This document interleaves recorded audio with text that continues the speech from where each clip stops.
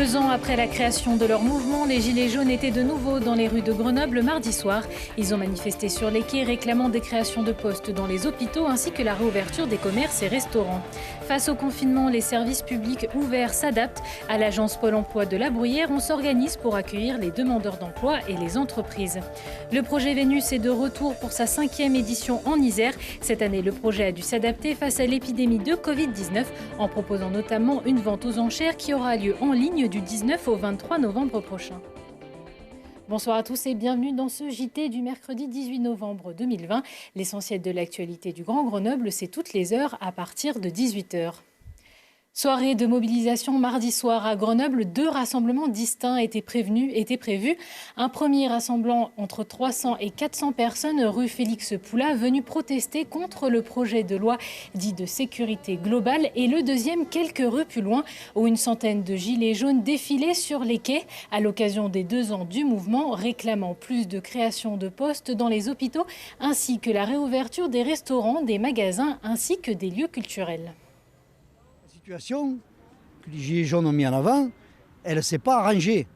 On va dire que même on a été les précurseurs de ce qui se passe aujourd'hui. C'est-à-dire qu'on prétexte un virus pour faire passer tout. C'est-à-dire que là, vous voyez, les GAFA ils vont récupérer les petits commerces, les banques vont récupérer des tas de biens immobiliers parce que les gens ne pourront pas payer. Vous voyez, c'est la dérive complète des institutions. Et aujourd'hui, on se retrouve avec un chômage de masse. Il y a de plus en plus de gens sous le seuil de pauvreté. On était à 9 millions l'année passée, on va arriver à 10 cette année. Vous voyez, pays développé. Donc les Gilets jaunes, ce qui était mis en avant il y a 2 ans, c'est encore pire aujourd'hui. On est là aussi pour défendre le RIC, puisque le gouvernement n'est pas capable de prendre les bonnes décisions. Parce qu'à partir de janvier, si tous les restos tout ferment, il y aura beaucoup de chômage, on va doubler le chômage. Il y a même des retraités qui travaillent dans l'événementiel pour agrandir leur retraite parce qu'ils n'ont pas assez pour vivre. Donc on a besoin que ça ouvre et que le gouvernement ne nous prenne pas pour des enfants. Cette manifestation était aussi l'occasion pour les Gilets jaunes du rond-point de Crolles de réagir face au démantèlement de leur installation le 10 novembre dernier. Nous avons été surpris car non avertis. Notre rond-point, occupé pendant 2 années par les irréductibles Gilets jaunes, rond-point historique. Et donc le matin, au petit matin, M. Lorimier, en plein confinement, imposé, est venu démanteler donc, avec pelleteuse et gendarmes, notre rond-point. Mais il faut savoir que nous serons toujours là. Résistants, nous sommes, résistants, nous serons. Il est important pour nous de continuer la lutte parce que tout va de plus en plus mal. Nos droits et libertés ne sont que peau de chagrin et on ne peut pas accepter l'inacceptable. Nous aimons notre pays, nous aimons la République, nous aimons son histoire et on ne peut pas laisser faire ça. Plus en plus de pauvreté, de précarité et ce sera pire à l'avenir. Donc pour nos enfants, pour tous les suivants, les générations qui vont arriver, là, on ne peut pas. C'est un devoir pour nous que de lutter. Voilà. Le président de la République, Emmanuel Macron, l'avait annoncé, les guichets des services publics resteraient ouverts lors de ce 2e confinement. Pôle emploi fait donc partie des services maintenus et doit donc s'adapter pour accompagner les demandeurs d'emploi et les entreprises dans cette période difficile. Lilian Veillet. Au Pôle emploi de La Bruyère, il y a moins de monde, mais la Covid n'est pas la seule responsable. C'est une volonté nationale de rendre plus autonomes les demandeurs d'emploi en dématérialisant certains services. Si on compare avec il y a 1 an, on va pouvoir dire qu'il y a un peu moins de personnes qui se présentent physiquement à l'agence. Mais ce n'est pas seulement dû au contexte sanitaire, puisque ça fait plusieurs années qu'on travaille sur la dématérialisation de nos services. Il n'y a pas forcément une baisse des contacts avec les demandeurs d'emploi, juste de manière différente. Donc les entretiens physiques sont vraiment réservés aux personnes qui ne sont pas équipées d'un ordinateur. Sinon, il y a une accélération donc, des entretiens faits par voie dématérialisée, donc par téléphone, en visioconférence. Près de 70% des conseillers sont donc en télétravail et réalisent les entretiens à distance.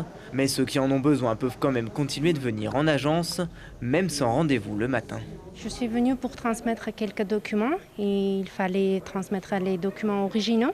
Et en plus, sur le site, il y a des informations pour des formations à distance. J'aimerais prendre quelques renseignements. Formation trop perçue et recherche d'emploi, comme avant la crise, les demandes sont variées.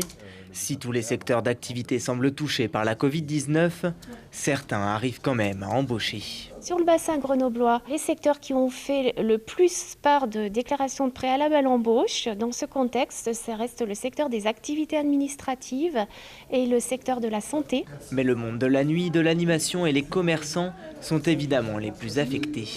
Là où il y a moins de déclarations préalables à l'embauche, c'est bien sûr le secteur de l'hôtellerie, de la restauration et le secteur des entreprises de spectacles ou d'activités créatives. Au niveau régional, l'emploi salarié a chuté de 2% lors des 12 derniers mois, et ce dans tous les secteurs, sauf dans la construction. La ville d'Échirolles décroche l'or. La commune de 35 000 habitants a reçu le label Citergy Gold, un programme de management et de labellisation qui récompense les collectivités pour la mise en œuvre d'une politique climat-air-énergie ambitieuse. Échirolles obtient donc un score global de 77,1%, un score basé sur plusieurs critères tels que le patrimoine de la collectivité, l'approvisionnement en énergie, eau et assainissement ou encore la mobilité. Pour pouvoir obtenir ce prix, déjà, il faut se remémorer que ce n'est pas du jour au lendemain. C'est un engagement, c'est le fruit d'un engagement de plus de 20 ans de la ville sur les questions d'environnement, de développement durable. Nous sommes engagés très fortement dans cette démarche. Et je dirais que dès 2007, le label Citergy était déjà présent sur la ville d'Échirolles. Donc 2007, 2011, renouvellement du label, 2016 et 2020 avec l'obtention de l'excellence à travers ce niveau Gold. Donc je dirais que c'est tout un plan d'action sur les questions d'énergie, sur les questions de végétalisation, sur les questions d'adaptation au changement climatique, sur les questions de mobilité, et y compris d'énergie renouvelable que nous avons intégré. C'est le travail, je dirais, et l'accumulation de réalisations qui nous permettent d'obtenir cette distinction aujourd'hui. Pour nous, c'est une reconnaissance de ce travail, puisque en France, il n'y a que 5 collectivités qui aujourd'hui ont le label Gold, et nous sommes la première commune qui n'est pas une ville-centre ni une intercommunalité à l'obtenir, et c'est une grande fierté, effectivement, une reconnaissance du travail que nous avons développé dans cette ville et des projets que nous avons pour l'avenir. Jeudi 19 novembre, c'est le début de la vente aux enchères du projet Vénus, une action artistique de sensibilisation pour lutter contre le cancer du sein. Bonsoir Sophie Cizère. Bonsoir. Donc vous êtes la coordinatrice du projet Vénus en Isère. C'est la 5e année que le projet Vénus est présent sur le département isérois. Mais pour ceux qui ne connaîtraient pas, est-ce que vous pourriez nous expliquer en quoi ça consiste le projet Vénus ? Alors Vénus, en fait, c'est une action dont l'objectif premier, c'est d'aller sensibiliser les femmes à prendre soin de leur poitrine et, le cas échéant, de se faire suivre pour éventuellement aller se faire diagnostiquer et suivre une mammographie si nécessaire. Donc c'est vraiment l'argument principal, on va dire, sur lequel repose le projet Vénus, c'est on sait que plus on détecte tôt un cancer du sein et moins on va aller dans une issue dramatique. C'est donc très important au quotidien d'être attentive, chaque femme, d'être attentive à soi. Le projet Vénus, il se comporte de plusieurs étapes. Est-ce que vous pouvez un petit peu nous expliquer les différentes étapes que vous avez pendant ce projet ? Alors effectivement, il y a en fait 4 grands temps, on va dire, qui séquencent l'action. Elle démarre en hiver et elle se termine à la fin de l'année. Donc la première action, c'est la prise de photos de citoyennes qui n'ont pas forcément eu un cancer du sein et elles vont accepter de se faire prendre en photo le buste nu par des photographes. Cette année, on a eu 54 femmes qui se sont mobilisées. Ensuite, donc, les photos sont proposées à des artistes qui gracieusement vont les retravailler, faire une forme de customisation autour de la photo. Et en parallèle de cette action, il y a ce que l'on appelle les ateliers socio-artistiques, qui sont un petit peu, on va dire, le cœur de l'action, où on va aller sensibiliser les femmes qui sont les plus éloignées des parcours de santé. celles qui, pour des raisons diverses, personnelles, d'éducation, des raisons sociales ou financières, ne profitent pas du système de soins qui est mis à disposition par la France autour de cette question du cancer du sein. Donc, en fait, on va aller faire un travail avec elles, à la fois de sensibilisation par des échanges entre elles. Et on a un partenaire santé qui s'appelle le Centre régional Auvergne-Rhône-Alpes de coordination de dépistage des cancers, qui fait un travail formidable avec nous à ce niveau-là. Et puis, on fait aussi intervenir des artistes qui les accompagnent dans une création plastique aussi autour des photos. Ensuite, au moment de octobre, qui est le mois de la sensibilisation nationale sur le dépistage du cancer du sein, on va faire des événements, des expositions, avec à la fois les œuvres qui ont été créées par les artistes et les œuvres qui ont été aussi réalisées dans le cadre des ateliers. Donc ça fait vraiment énormément d'actions de visibilité pour sensibiliser, interpeller. On prend soin toujours aussi d'avoir une photo d'un homme pour rappeler qu'il y a 1% des cancers du sein qui touchent aussi les hommes. Et la dernière étape est celle de la vente aux enchères. Donc ce sont des enchères caritatives où on va essayer, grâce aux œuvres qui ont été réalisées par les artistes, de collecter un maximum de fonds pour aller aider des femmes qui ont déjà eu un cancer du sein et que cette maladie met en difficulté. Voilà. Cette année, avec le Covid, forcément, vous avez dû vous adapter, notamment pour les séances photos qui ne sont pas déroulées comme d'habitude. Tout à fait. On a même failli annuler parce que, en principe, le photoshooting se déroule dans un lieu, on va dire, avec une unité de temps pour les photographes et les modèles, et donc de lieu qui permet une convivialité, des échanges entre les femmes. Enfin, il y a toute une sensibilisation qui se fait à travers le photoshooting. Et cette année, nous n'avons pas pu rassembler toutes ces femmes. Donc après le temps de la sidération qu'on a tous vécu, on s'est dit qu'on allait quand même maintenir cette édition et on a proposé aux modèles de poursuivre en nous envoyant des photos en confinement, made in confinement on va dire. Donc soit elles nous ont envoyé des selfies, soit elles se sont fait prendre en photo par leurs compagnons ou des personnes qui étaient avec elles en confinement. Et en fait, ça a donné lieu à de très jolies photos avec des poses qu'on n'avait pas forcément eues avec des photographes professionnels auparavant. Donc une jolie surprise en fait. Alors, autre changement majeur dû au Covid pour cette 5e édition en Isère, c'est le fait que les enchères maintenant vont se dérouler en ligne. Comment ça va se passer un petit peu ?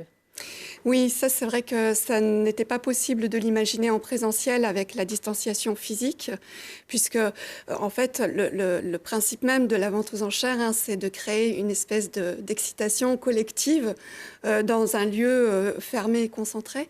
Et donc ça n'était pas possible dans les conditions actuelles.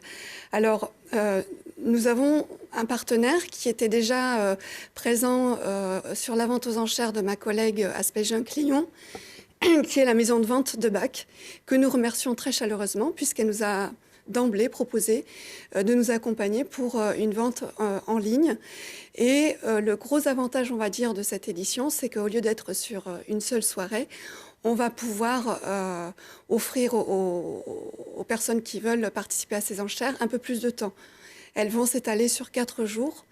Et ça va permettre, on l'espère, beaucoup plus de visibilité aussi, puisqu'on n'est pas contraint par un lieu géographique. N'importe qui, en fait, en France et ailleurs, peut participer à ces enchères. Alors justement, comment ça se passe pour participer à ces enchères ? Parce que c'est vrai qu'on a peut-être des spectateurs qui sont plus habitués aux enchères traditionnelles, comme on a vu sur les images à l'instant. Alors, en fait, c'est simple. En fait, il faut aller sur le site de la maison de vente de Bac et puis là, vous vous laissez porter et il y a des prix planchers. Ce sont les prix de départ à partir desquels n'importe qui peut proposer une offre qui est au-dessus de ce prix plancher. Et puis ensuite, il y a des alertes qui vont apparaître sur son compte.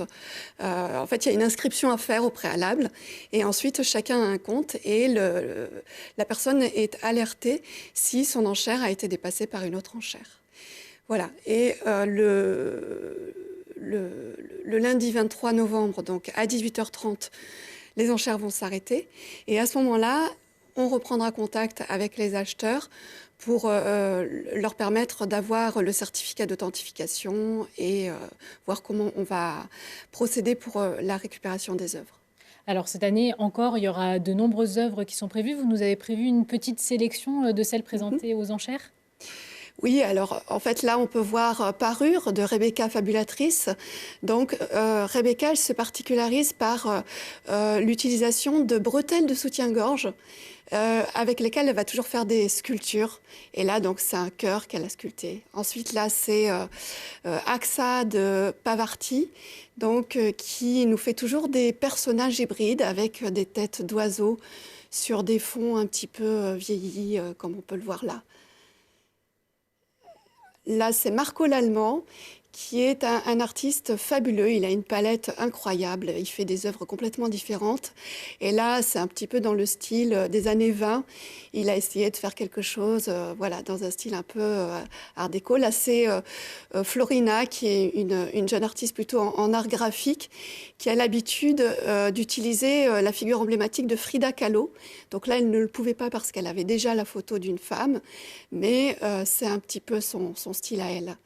Et puis là, c'est Moins 12 Prod qui a fait une sculpture sur du béton cellulaire qui est assez remarquable avec de l'acrylique sur bois.